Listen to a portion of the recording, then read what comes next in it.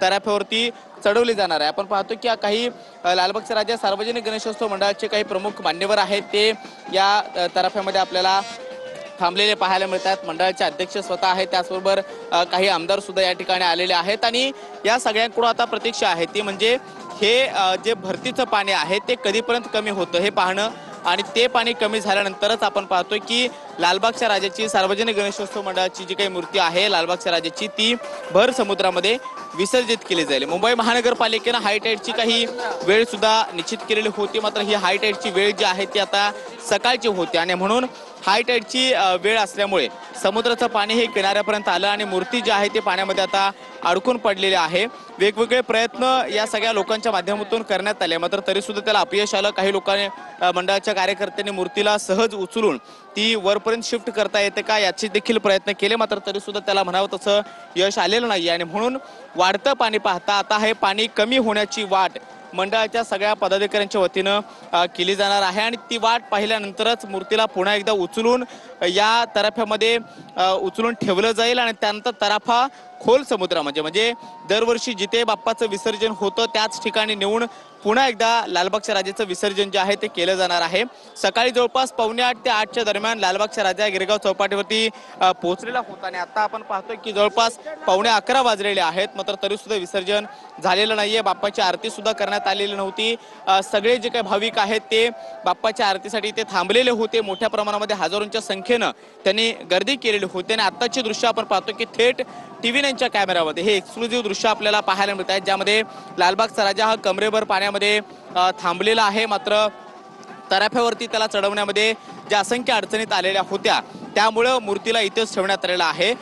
TV9 आपण पाहतो की समुद्राच्या अगदी लालबागच्या राजाची मूर्ती जिथे अडकून पडलेली आहे त्याच्या पुढच्या बोटीमधून ही थेट रिपोर्टिंग जी आहे ती तुमच्यापर्यंत पोहोचवत आहे आणि या सगळ्या दृश्यामध्ये आपल्याला पाहायला मिळतंय ते म्हणजे मच्छीमार बांधव अजून सुद्धा लालबागच्या राजासोबत फोटो काढण्याचा मोह आवरत नाहीये त्यांना आणि म्हणून ते शेवटचे काही फोटो आहेत ते त्यांच्या माध्यमातून काढले जात आहेत। तो आनंद जो आहे तो एक भक्ताचा जो आनंद असतो तो त्यांच्या चेहऱ्यावरती स्पष्टपणे पाहायला मिळतोय। गेले 11 दिवस वेगवेगळ्या माध्यमातून प्रत्येकानं आपली भक्ती दाखवण्याचा प्रयत्न केलेला होता आणि या 11 दिवसामध्ये बाप्पाकडे जी काही प्रार्थना होती ती केल्यानंतर सगळ्या गणेश भक्तांची आता बाप्पाला निरोप द्यायची वेळ झालेली आहे। काही ठराविक आणि फक्त मोजक्या मूर्तींचं विसर्जन हे आता उरलेलं आहे। त्यापैकी एक लालबागचा राजा सार्वजनिक गणेशोत्सव मंडळाचा लालबागचा राजा ही जी मूर्ती आहे ती सध्या समुद्रकिनारी अडकून पडल्याचं पाहायला मिळतं आणि पुढच्या काही तासामध्ये काही मिनिटांमध्ये जेव्हा हे भरतीचं पाणी कमी होईल तेव्हा लालबागच्या राजाचं विसर्जन जे आहे ते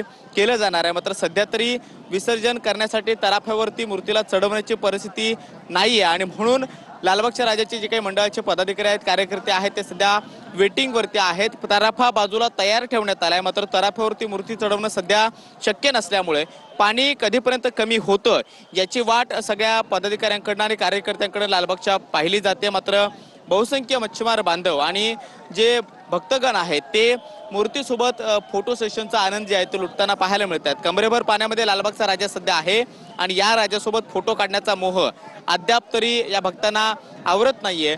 आरती होणं अपेक्षित होतं, मात्र आरती लालबागच्या राजाची सकाळी इथे जेव्हा तो आला तेव्हा झालेली नव्हती आणि त्यामुळे आता आरती पुन्हा तराफ्यावरती चढल्यानंतर लालबागच्या राजाकडनं राजा मंडळाकडनं आरती केली जाते की तसंच विसर्जनासाठी लालबागचा राजा मार्गस्थ होतो हे पाहणं महत्त्वाचं असणार आहे। या बाजूला आपण पाहतोय तराफ्यावरती शेकडो पदाधिकारी आणि कार्यकर्ते विसर्जनासाठी सज्ज आहेत। दुसरीकडे हजारोंच्या संख्येनं जे गणेश भक्त आहेत ते गिरगाव चौपाटीवरती गर्दी करून आहेत। मात्र सध्याची भौगोलिक परिस्थिती पाहता या ठिकाणी भरतीचं जे काही पाणी आहे ते वाढलेलं आहे आणि त्यामुळे भरतीचं पाणी वाढल्यामुळे या सगळ्या परिसरामध्ये आपण पाहतोय लालबागच्या राजाचं विसर्जन करणं जवळपास कठीण झालेलं आहे। या सगळ्या परिसरामध्ये वेगवेगळ्या माध्यमातून मूर्त्यांचे विसर्जन करण्यासाठी पर्याय जे आहेत ते या सार्वजनिक गणेशोत्सव मंडळांच्या माध्यमातून वापरले जातात। मात्र आता लालबागच्या राजाचं हे कदाचित असं पहिलं वर्ष असावं ज्या विसर्जनाच्या वेळेला अशा असंख्य अडचणींचा सामना त्यांना करावा लागतोय। ज्या लालबागच्या राजाचा तराफा जो जुना वर्षानुवर्ष वापरण्यात आलेला होता त्या तराफ्याचा वापर यंदा करण्यात आलेला नव्हता, त्या उलट या तराफ्याची साईज ही अत्यंत कमी होते त्यामुळे गर्दीला नेणं शक्य नव्हतं आणि म्हणून लालबागचा राजा सार्वजनिक गणेशोत्सव मंडळानं गुजरातहून एक तराफा बनवून घेतला ज्या तराफ्याचा पहिल्यांदाच यावर्षी वापर केला जाणार होता आणि अगदी मोटराइज असणारा स्वयंचलित असा हा तराफा जो होता तो तराफा कशा पद्धतीने विसर्जन करून आणतो किंवा विसर्जनासाठी वापरला जाणाऱ्या तराफ्यामध्ये काय नेमकी खासियत आहे हे बघण्यासाठी बरेचसे भक्तगण आस लावून होते. मात्र या तराफ्यावरती मूर्तीच न चढल्यामुळे आता विसर्जन जे आहे ते लांबलेलं आपल्याला पाहायला मिळतं. आपण लालबागचा राजाचं या ठिकाणी पाण्यातील दर्शन आहे ते घेतोय. आज सकाळी आहे जे लालबागचा राजाचं दर्शन घेऊन या ठिकाणी विसर्जनासाठी आहे लालबागचा राजा निघालेला होता आणि विसर्जनासाठी जी वेळ आहे ती काहीशी उशिरा झाल्यामुळे लालबागचा राजाचा जो तराफ्यावरती चढण्याचा जो वेळ होता त्याच्यामध्ये कुठेतरी थोडीफार चुकामुक झाल्यामुळे लालबागच्या राजाचं विसर्जन आहे ते थोडं आता विलंबाने होताना आपल्याला पाहायला मिळेल. आज सकाळी लालबागचा राजा जेव्हा या समुद्रावरती आला तेव्हा भरतीची वेळ आहे ती लवकरची होती आणि याच भरतीची वेळ ही लवकरची असल्या कारणामुळे आपल्याला जो तराफा आणि लालबागच्या राजाचा पाठ आहे त्याचा जो समन्वय साधायचा असतो आणि त्यामधून लालबागच्या राजाला या ठिकाणी या तराफ्यावरती आणावं लागतं.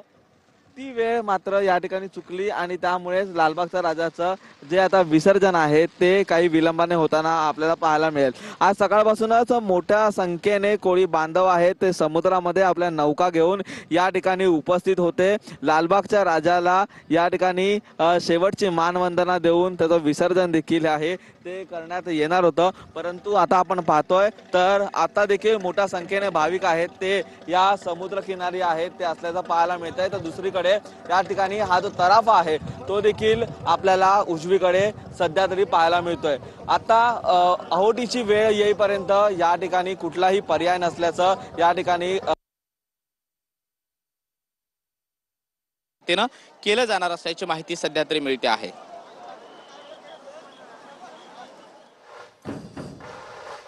तर लालबागच्या राजाच्या विसर्जनासाठी म्हणून आता थोडीशी वाट पाहिली जाणार आहे.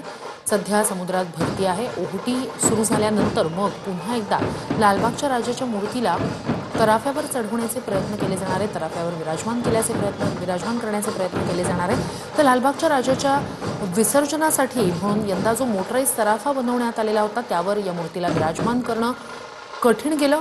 अनेक प्रयत्नांनंतर सुद्धा या मूर्तीला तराफ्यावर विराजमान करणं शक्य झालं नाही. त्यामुळे सध्या ही मूर्ती समुद्रातच आपण पाहतो. तर तुर्तास तोपर्यंत इतर ज्या त्या ठिकाणी गणेश मूर्ती गिरगाव चौपाटीवर आलेल्या होत्या त्यांच्या विसर्जनाला आता सुरुवात झालेली आहे. मगाशीच चिंचपोकळीच्या चिंतामणीला खोल समुद्रात विसर्जनासाठी तराफ्यावरून नेण्यात आलं. इतरही गणेश मूर्ती ज्या आहेत त्या विसर्जनासाठी म्हणून तराफ्यावर त्या ठिकाणी नेल्या जात आहेत आणि खोल समुद्रात तराफ्यावरून या मूर्ती विसर्जनासाठी नेल्या जात असतात. तर या संपूर्ण घडामोडीवर आमचं लक्ष असेल. तुर्तास